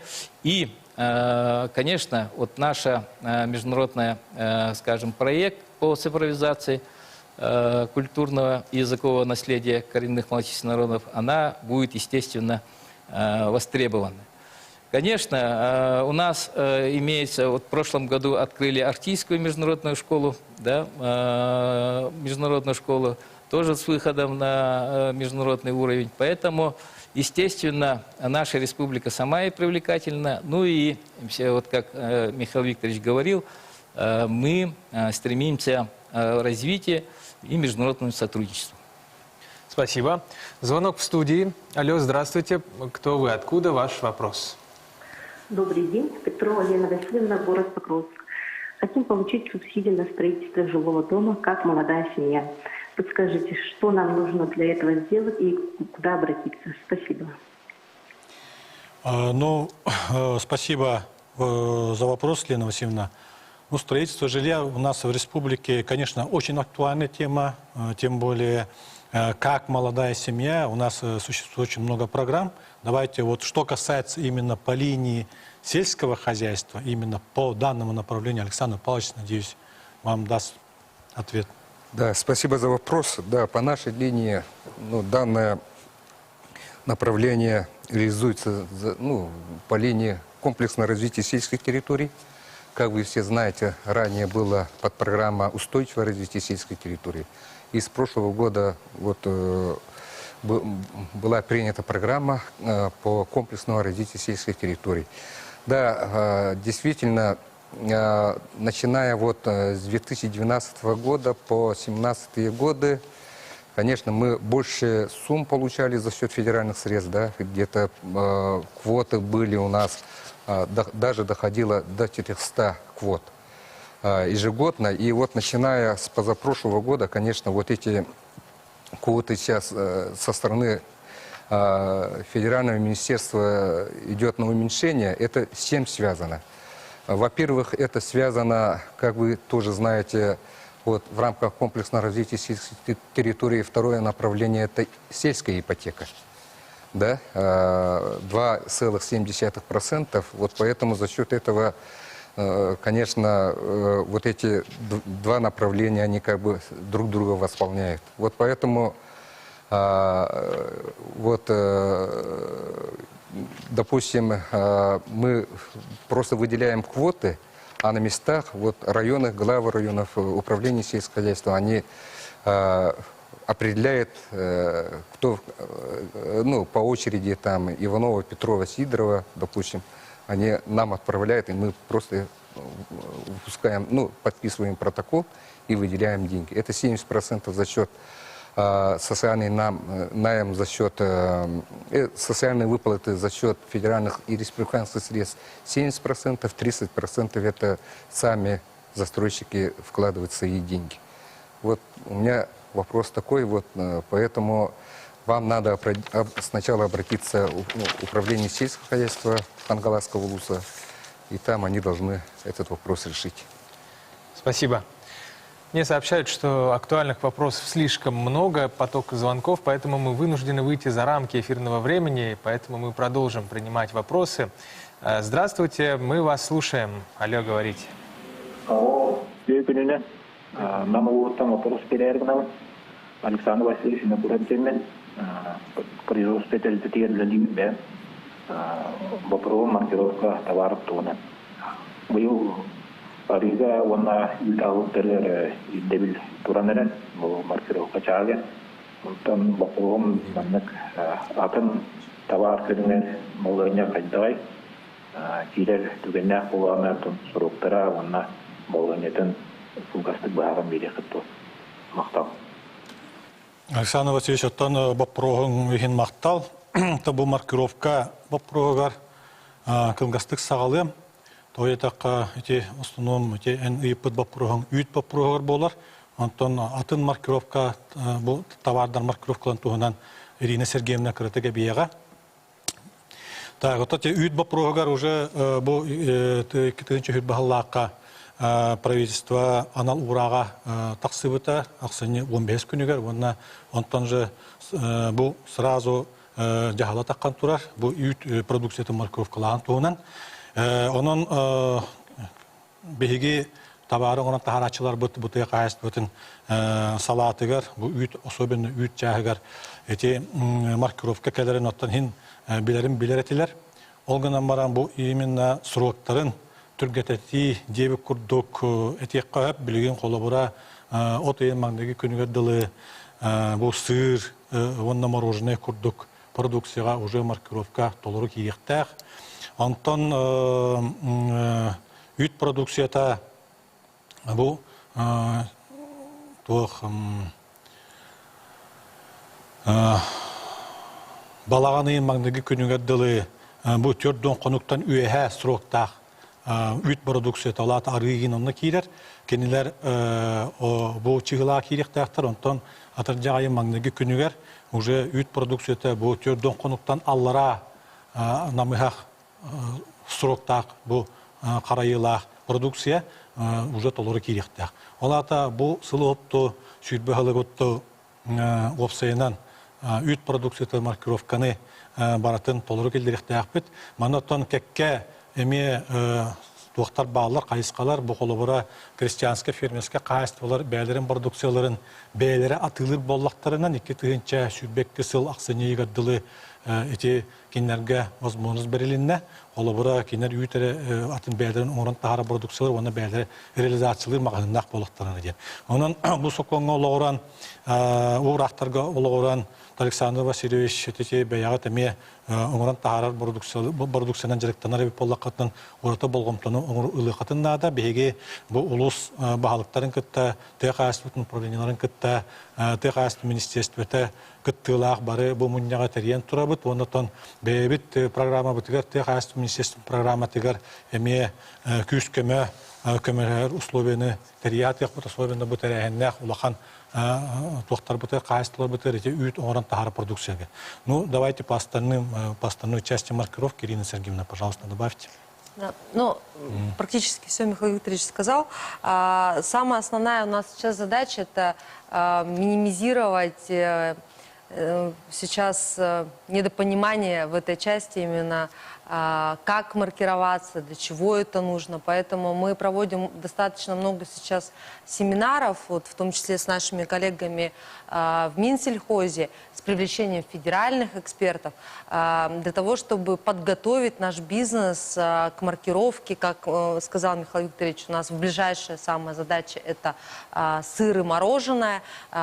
Их не так на самом деле много, как, например, представителей бизнеса в сфере молочного производства. Это огромная задача у нас, пока еще есть время к ней подготовиться, это нас ждет осенью, но уже летом у нас сыры и мороженое подлежат обязательно маркировке. В прошлом году у нас была достаточно такая большая тренировка вместе с бизнесом, мы учились, проходили впервые все эти шаги, у нас была легкая промышленность, обувь в прошлом году. Есть проблемы, например, в Арктике, когда нет интернета стабильного, и промаркировать быстро продукцию просто невозможно. И у нас будут такие проблемы в тех районах, где у нас хорошо развито молочное производство. Поэтому сейчас у нас первая и максимально важная задача – это отработать с федеральными органами власти, чтобы все-таки в тех районах, где у нас нестабильный интернет, требования к бизнесу были минимизированы. Ну и по модернизации производства, крупные производства, они вынуждены поменять свое оборудование, перенастроить его. Например, вот производство мороженого, с этим столкнулись. Здесь мы готовы помочь. Помочь с точки зрения дешевого лизингового продукта. Обращайтесь, у нас хорошие продукты есть, мы готовы от 6 до 8% помочь модернизировать производство, чтобы промаркировать продукцию наших товаропроизводителей. Спасибо. Спасибо. Еще один вопрос мы готовы принять в студию. Алло, здравствуйте, вам слово. Алло. Да, говорите, пожалуйста, мы слушаем ваш вопрос. Здорово. Мен бұл мәңі қаңалас келгетіктен бағаны қайсыва Данилова Наталья Ивановна Ревин. Мен бұлағына мандық вопросақпын. Ветеринарный департамент, онна сына министерстветігер. Бұл беге үй тұттара бұтығар сұллағы төлүр қатшы бұд 9 түйінчаттан тақса бол бұд, онтон квартально тұттара бұд 5 түйінчаттан тақса, онда ұйдағы үппіт аналиға 9 мәхақ 15 қой бол бұд. Тоғы бұл батша ұнырықтық үддәйті, онда мен мады бірекпін бағарабын, тоғы егер кені бұт уақтан мандың үддүрін барытын конкретно бұхарымдарғар бағарабын. Тоғы жете қан бұлырын сәтті күнчаттан тақсады, онтон үлсірін алиға алса тоңын сөйтеті. Оны бір ұяйты жүріт. Туақтан кейіндер болған бұхарымдарынан бұл жықыға, онда от қатшысы үддәйіріттен мандық ұрыр дейділер. Оны мен итағай бәппін, онда хөпсес бәппін. Тоғы бұл бәтче үрдіктік сығанарларын оны біләйрі білмесе, вопрос беребін. Оны сығана министерствете бұл мандық кені қайтақ тоқтуры. Бұхара, үлі баттыры. Спасибо. Спасибо, Наталья Ивановна. Вот эти осенен ветеринарные услуга тарифтарыгар осенен қас муниципалитета айыбы просто өскүллер. Сорор отон үддәбетті түгенлер балы, сорақтыр отон бұл күджік үддәбет түгенлеріме балы ден бүгін белетек қынада, асты белетек қынада. Мен бастатан тұран отта бұл саңа үліға кері бір ветеринарный службаны күтті көсүйебер олық чөпчі сорудақ берен тұрабын. Екі тығынша сүрбә сыл түмігінен, значит, Орион тағамығар бұл бюджетный учреждение салаятчылара, бұл улус депутаттарыгар, ванна опсынан улус олықтақтырының негер бәйтін отчетын әвәхәт тұрырықтақтен, ол егер бұл тариф бап бұрығын обязательно нехеленияға тахарықтақтар ден. Онтан нехелек тахамларыгар оту бейе қаз биді нехелек айы бетеринарный служб бөлеттерді ақпет. Онан өте муниципалитеттер нехелек тахамларыгар бұл кендерге ме бетеринарный служб бөлеттері бәлері кейлен информацион олықтақтар. Бұл совет депутаттарыгар. Бұл қолыбыра тариф тоға батча болла, тариф, значит, бұл қолыбыра анализ ылыта болуын, вакцинация болуын, етіне барытын тоғалуан білетәң ден еті сұрудақ берен тұрабын. Ота бұхатчы бұл тарифтар білген еті вопрос кәпеттедері көрді өметі бұл ветеринарный служб бағалы ячетін Петрулы Кеш Петрова. Әптәк вопрос беріліне. Ираға түттен кәмсір баллақытына 1994 ұллаға. Ты қайсытын министерстветі, олата Российская Федерация тетін қайсытын 94 ұллақ бригахинан босқо, онына төлі бүддәқ өңелерден бригас баттымды. Сөп, ондан 2013 ұллақ қадылы тарифтар бір келім тұрбыттара. Ондан 2013 ұллақтан Министерство экономики өттінен перкахынан қасылына индекс дефлятор ден. Олата хына барыдығар тәңе қамсарығар ден. 5 ылай 5, 4 ылай 1 бұрығар ден хылынай олар ехадер, ол тариф. Ол бұғыдынан бұйылғы әбіліге нәйлейіне, конечно, соғай бұта болу. Олғынан маран бейге өтті бүдіттен бұл қағыққа, қым қағыққа уже бейге нәйлейіне білдері ғытан тұрабыд, қаддақ болуқтан қаддақ тоқ сығыната тұрар едет, онда бейі сайпытығар әме бар. Тариф тоқ өтін ұрлықта. Ондан, конечно, бұл коммунальный өңегінден етінде тоқта сығыны хоқ, ол ең тоқолан әтебен, бұл тоқсыны бербей күніттен, единый налог, миньонный налог дем бар, үйбі бірген. Ол тоқтауытын бұғытынан НДС, налог добавленный стоимость. Ол налог үйбі бірген әбілінде. Бұл налоговой кодексқа оларды келбетіне хебәстен, үйбе бірген сразу білінді. Так, онна түйет ғылай бір, индекс дефлятор, индекс бұл потребительская корзина ғынатын барғытығар ден түйет. Онан опсая үйбе түйет ғылай бір бірген сығына білінді.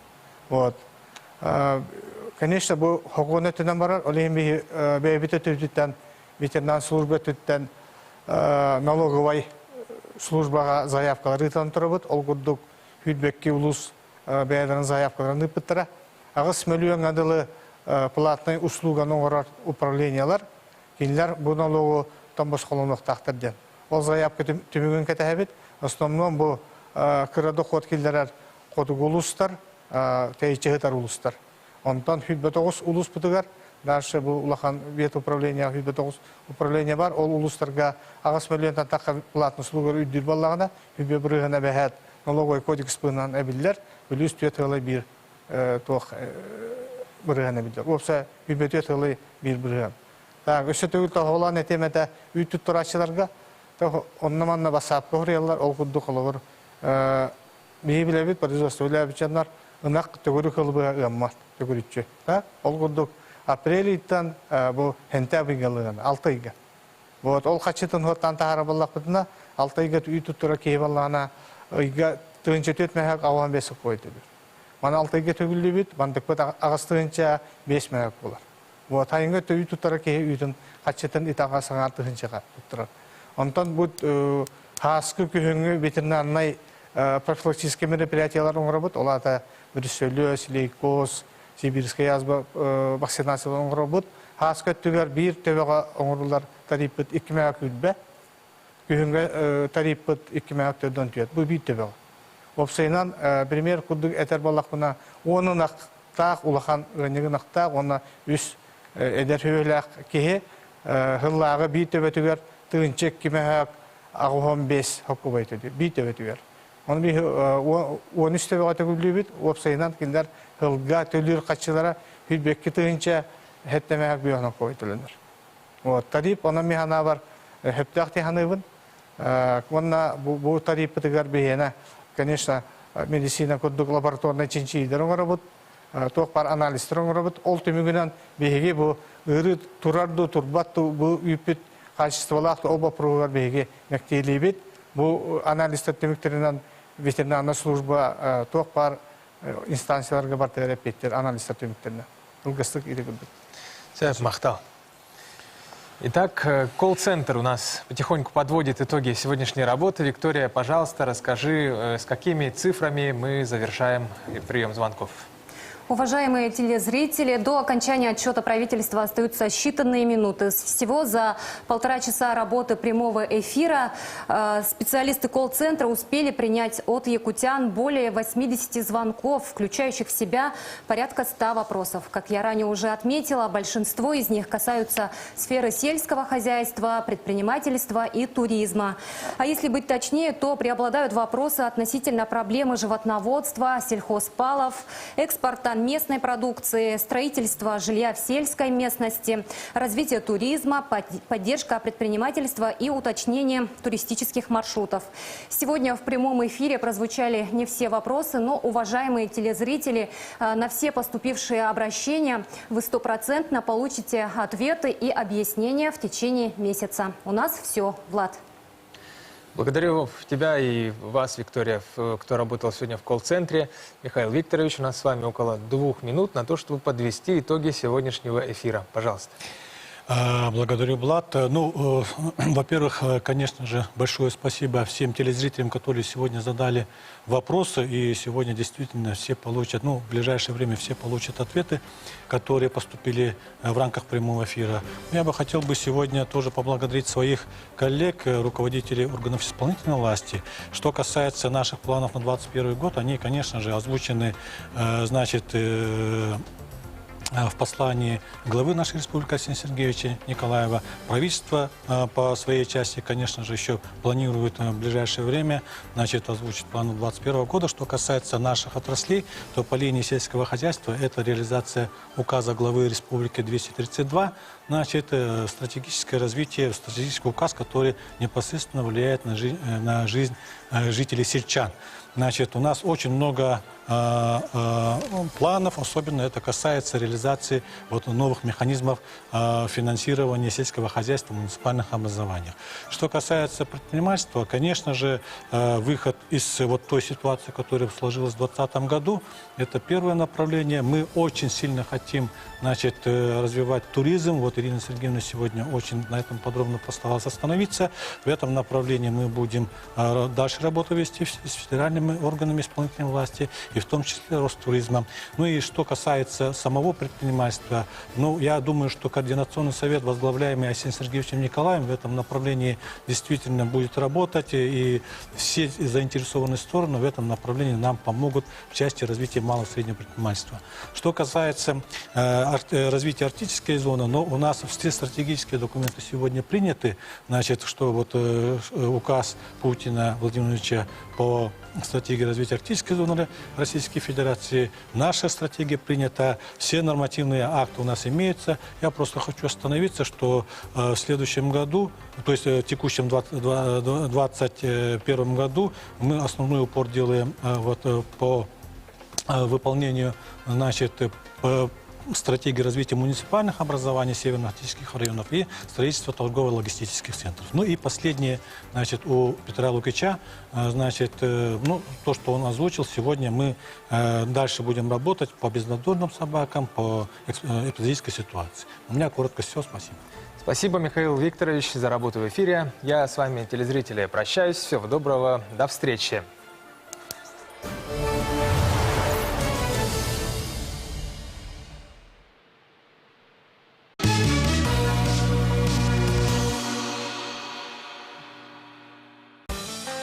Проведи 23 февраля с телеканалом «Якутия-24». Целый день в эфире только мужской контент. Экстрим, драйв, путешествия, адреналин, техника и многое другое будет испытано на себе. Настоящие мужчины о настоящей мужской кухне в проекте «Просто вкусно». Это День защитника Отечества на «Якутия-24».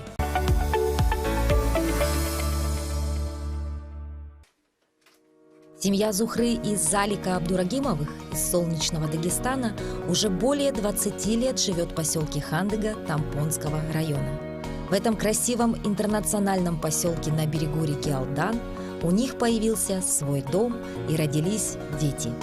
Здесь же они обосновали свой небольшой бизнес, который славится не только в Хандыге, но и во всем районе. Смотрите, мой адрес Якутия, 21 февраля в 13:00 на телеканале Якутия-24.